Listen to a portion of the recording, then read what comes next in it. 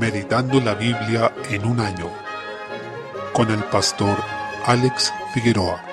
Día 17, mes 6. Primera de Reyes, capítulo 18. Encontramos el conocido enfrentamiento entre Elías y los profetas de Baal. Algo que nos enseña la primera parte de este capítulo es que aun cuando impere la impiedad, cuando veamos que la maldad pareciera estar por doquier, el Señor guarda el remanente de su pueblo, guarda a los suyos. En este caso usó al mayordomo de Acab, es decir, a la persona de su confianza, llamada Abdías, quien era en gran manera temeroso de Jehová, como se describe en este pasaje. Y él fue quien guardó a 100 profetas de ser muertos por Jezabel. Eran 100 profetas del Señor, y él los protegió. El Señor ocupa medios para guardar a su pueblo y ahora va a demostrar su poder a través de Elías. Podemos ver que cuando Acab se encuentra con este profeta, de manera muy descarada le dice: ¿eres tú el que turbas a Israel? Como si fuera el profeta Elías el que causaba problemas, el que estaba agitando las aguas, siendo en realidad Acab, con su pecado, quien estaba perturbando a su pueblo, dejando los mandamientos del Señor. El que causa problemas, males y trae ruina no es quien confronta con la palabra de Dios y la exalta delante del pueblo, sino aquel que se aparta de ella. Ese es el que causa los males. En los versículos siguientes, Elías, en este enfrentamiento con los profetas de Baal, que eran 450 hombres, llamó al pueblo a decidirse diciendo: ¿hasta cuándo claudicaréis vosotros entre dos pensamientos? Si Jehová es Dios, seguidle, y si Baal, id en pos de él. No debemos estar en una posición de dudar de si seguimos a Dios o a un ídolo, ya que esta posición es un insulto a Dios, y recordemos que el Señor dijo: el que no es conmigo contra mí es, y el que conmigo no recoge desparrama, en Mateo 12:30. No hay una posición neutral, sino que el no escoger al Señor ya es rechazarlo de plano. Siquiera ponerlo en comparación con otra cosa ya es insultarlo. Por otro lado, los profetas de Baal clamaban y clamaban mientras Elías se burlaba de ellos porque no les respondía este falso Dios. Aun cuando ellos se cortaban, se hacían heridas y sangraban, gritando y bailando, nunca recibieron respuesta, ya que desde luego Baal no es Dios. Mientras tanto, cuando esto termina, lo primero que hace Elías es arreglar el altar que estaba en ruinas, el altar de Jehová, y eso nos da un ejemplo de lo que debemos hacer cuando hay un periodo de decadencia espiritual, ya sea a nivel general de la iglesia o en lo individual. Lo primero que debemos hacer es restaurar el altar, es preocuparnos de restaurar la adoración a Dios, la exaltación de su nombre, la comunión con Él. Elías entonces llenó de agua todo este altar y el animal que estaba encima, lo que indudablemente haría más difícil que el fuego lo consumiera. Elías estaba realmente poniendo las condiciones para que no hubiera duda de que si eso se encendía en fuego era únicamente porque Dios lo podía haber hecho, y así es como enseguida él oró y se refirió al Señor, Dios de Abraham, de Isaac y de Israel, que es lo mismo que decir de Jacob, y ese es el nombre del Dios del pacto, Jehová. Es como él se reveló en el Éxodo y no se había revelado antes, según dice así en Éxodo capítulo 6. Jehová es el nombre que el Señor revela cuando levantó a un pueblo de entre la humanidad para que le fuera un pueblo especial, y ahora Elías invocaba al Señor con este nombre para pedir su respuesta, y así cayó fuego de parte del Señor y consumió todo el holocausto, la leña, las piedras y el polvo, y dice: aún lamió el agua que estaba en la zanja, y eso causó que la gente dijera: Jehová es el Dios, Jehová es el Dios. ¿Cuál fue el fin de los profetas de Baal? La muerte. Fueron ejecutados por Elías, y en esto no debemos pensar que fueron víctimas o algo parecido, sino que este era el fin que ellos merecían, ya que no hay peor ruina, ni hay peor propósito al que uno pueda entregar su vida que ser un profeta falso. Realmente eso es condenarse a uno mismo hasta la medida máxima de los pecados que uno pueda cometer. Y así es como el Señor demostró su poder delante de Israel, y esto es una gran muestra de misericordia, ya que él no tenía por qué haber hecho esto. Israel debía adorar al Señor, estaba obligado a guardar su ley y les estaba prohibida la idolatría. Ellos se desviaron del Señor, lo dejaron, y eso es un insulto a Dios, pero el Señor les mostró gran misericordia al querer manifestarse ante la vista de ellos, y eso es lo que hizo aquí. En los versículos siguientes, Elías oró por lluvia, y vemos una diferencia, porque la oración por el fuego fue respondida de inmediato. No obstante, la oración por la lluvia, Elías debió orar 7 veces para que lloviera. Y ahí notamos que los tiempos del Señor son perfectos, y Él es soberano en cuanto a su respuesta, pero lo que sí sabemos con certeza es que Él es fiel. Salmo 135, en los versículos 1 al 6, expone la grandeza del Señor versus la vanidad de los ídolos. Nos llama a alabar al Señor porque Él es benigno, porque su nombre es incomparable. Él es grande, mayor que todos los dioses. Es un Dios soberano que hace todo lo que quiere, en los cielos y en la tierra, los mares y en todos los abismos. Es un Dios que está por sobre todas las cosas y no hay nada que pueda detener su mano. No hay quien pueda condicionar su voluntad. Este Dios soberano y todopoderoso ha escogido y apartado un pueblo para sí, que en el antiguo pacto se hacía visible en el Israel nacional y que encuentra su expresión definitiva en el nuevo pacto, manifestado en la Iglesia, que está compuesta por el remanente fiel de Israel y por los gentiles que creen en el Evangelio. Desde el versículo 7 hace un recuerdo de las obras del Señor, tanto de la creación como también de la obra de redención en favor de su pueblo, específicamente el éxodo y la conquista de Canaán. En sus obras, el Señor manifiesta de manera visible esa soberanía y poder descrita en el comienzo de este salmo. Los versículos 13 y 14 nos habla de un Dios eterno, uno que juzga a su pueblo y se compadece de sus siervos. No importa qué planes tengan las naciones, la voluntad de Dios permanecerá. Desde el versículo 15, en contraste con este poder y soberanía de Dios, se evidencia la impotencia de los ídolos, que no son nada, tienen boca y no hablan, tienen ojos y no ven, tienen orejas y no oyen, tampoco hay aliento en sus bocas. Notemos algo muy potente: semejantes a ellos son los que los hacen, y todos los que en ellos confían. Cuando una persona se entrega al culto de un Dios falso, se vuelve como aquello que adora, pierde la razón y se oscurece su pensamiento, se nubla su visión, sus oídos dejan de oír las razones de la verdad y su ser se deforma completamente. Desde el versículo 19 vemos que la casa de Israel, en contraste con esto, el pueblo de Dios, todos los que temen a Jehová, están llamados a bendecir al Señor. Por tanto, cuidémonos de los ídolos. Esa es la advertencia final que hizo el apóstol Juan en su primera carta, y ante esto podríamos pensar que hoy en día no adoramos ídolos porque no tenemos imágenes como las de antaño, pero hay otros ídolos como nuestra reputación, el dinero, los placeres terrenales, el éxito profesional y muchas cosas que podemos poner en el lugar de Dios. Incluso nuestras familias podemos llegar a idolatrarlas si las ponemos antes que a Dios. En lugar de esto, que nuestro corazón siempre bendiga al Señor sobre todas las cosas. Proverbios capítulo 17, versículo 12. Observamos la terrible situación en que se encuentra un fatuo, una persona falta de razón en su necedad. Cuando alguien se planta en su necedad y no quiere salir de ahí, es peor que una osa a la que le han robado sus cachorros. No se puede razonar con esa persona, ni se puede dialogar, ni se le puede hacer entrar en razón, sino que solamente demostrará un despliegue de necedad desatada. Versículo 13. Además nos habla de aquel que da mal por bien. Incluso los incrédulos devuelven bien por bien. Ese es el nivel básico, la moralidad mínima, se podría decir, de la vida en sociedad, que es la reciprocidad, devolver según lo que se recibe. Pero aquel que da mal por bien no se apartará el mal de su casa, dice este proverbio, porque tal persona demuestra una lógica verdaderamente demoníaca, pues se requiere estar especialmente endurecido en los pecados para hacer esto. Ahora, ¿cuál es el estándar del pueblo de Dios? Devolver bien al mal que nos han hecho. Es algo que solo puede hacer el Espíritu en nosotros, porque dice la palabra en Romanos 12, 19 al 21, no os venguéis vosotros mismos, amados míos, sino dejad lugar a la ira de Dios, porque escrito está, mía es la venganza, yo pagaré, dice el Señor. Así que si tu enemigo tuviere hambre, dale de comer, si tuviere sed, dale de beber, pues haciendo esto, ascuas de fuego amontonarás sobre su cabeza. Además tenemos la ética cristiana, no seas vencido de lo malo, sino vence con el bien el mal. Incluso nos llama a responder con bien ante el mal que hayamos recibido. ¿Y por qué hacemos esto? Porque Cristo es el que nos dio el ejemplo cuando éramos aún pecadores, y Él murió por nosotros, como dice Romanos 5:8. Cuando éramos enemigos suyos en nuestra mente, dice la Escritura, Él se entregó para que tuviéramos vida por medio de su muerte, para nuestra salvación. Él nos dio bien cuando nosotros solo le habíamos hecho mal. Gracias a Dios por esta misericordia, y que podamos reflejarla en nuestra vida. Libro de Hechos, capítulo 11. El apóstol Pedro informa lo ocurrido con Cornelio a la iglesia en Jerusalén, porque algunos de los judaizantes se alteraron y se inquietaron al ver que él había entrado en la casa de un no judío, un incircunciso. Recordemos que para ellos los no judíos eran inmundos, les llamaban perros, eran gente sin valor, pero se destaca el versículo 9. Lo que Dios limpió, no lo llames tú común. El Señor abrió la entrada a los gentiles, al reino de Dios, les permitió ingresar también al pueblo de Dios de manera masiva, lo que ya no iba a ser propiedad exclusiva de los judíos. Pedro les cuenta que fueron bautizados con el Espíritu Santo, y a ellos les concedió también el mismo don que a nosotros que hemos creído en el Señor Jesucristo. ¿Quién era yo que pudiese estorbar a Dios?, dice en el versículo 17. Esto refuta completamente la visión que tienen muchos hoy día, que dividen al pueblo de Dios en dos, o incluso hablan de dos pueblos de Dios, siendo unos los judíos y otros la iglesia, que estaría compuesta mayoritariamente por gentiles, y según esta visión hay promesas separadas para los judíos y la iglesia. Pero el Señor no divide la herencia ni al pueblo. Todos los que creen en Cristo son parte de un solo pueblo y tienen la misma herencia en Cristo. En el versículo 17 dice que les concedió el mismo don, el mismo favor, la misma gracia a judíos y gentiles. Por esta razón dice que ellos callaron y glorificaron a Dios diciendo, de manera que también a los gentiles ha dado Dios arrepentimiento para vida. Se dan cuenta que Dios en el nuevo pacto había abierto la salvación a todas las naciones. Esto no significa que de forma previa a Cristo ningún gentil haya sido salvo. Tenemos varios casos de gentiles que fueron salvados, como por ejemplo Ruth o Rahab, pero lo que sí nos dice es que esto ya no iba a ser excepcional, sino que iba a ser incluso la regla, y ahora Él llamaría y redimiría a gente de toda tribu, pueblo, lengua y nación. Notamos además con esto que para para ellos como iglesia primitiva fue realmente un tema de debate si los gentiles podían ser salvos o no, y si eran salvos, de qué manera. Por eso también muchos exigían que los gentiles se circuncidaran, pero todas estas cosas quedaron atrás, como parte del antiguo pacto, habiendo sido renovadas en Cristo. Los creyentes que fueron perseguidos y que salieron de Jerusalén huyendo de la persecución, fueron predicando por todo lugar y en algunas ocasiones también predicaron a los griegos, es decir, a los no judíos, y varios de ellos se convirtieron, según el versículo 21. La mano del Señor estaba con ellos y gran número creyó y se convirtió al Señor. En esto vemos que las conversiones no dependen de estrategias que podamos ocupar como manipulación o sentimentalismo. Nosotros no somos los que convertimos a la gente, sino el Señor es quien hace la obra y en Él debemos confiar. Nuestro papel es predicar la palabra y de Él son los resultados. Observemos que Bernabé fue enviado para allá y él se gozó en ver la gracia de Dios, su obra allí, y una gran multitud fue agregada al Señor. Además vemos también que en Antioquía es la primera vez que se llama cristianos a los discípulos. Esto es importante porque ya sería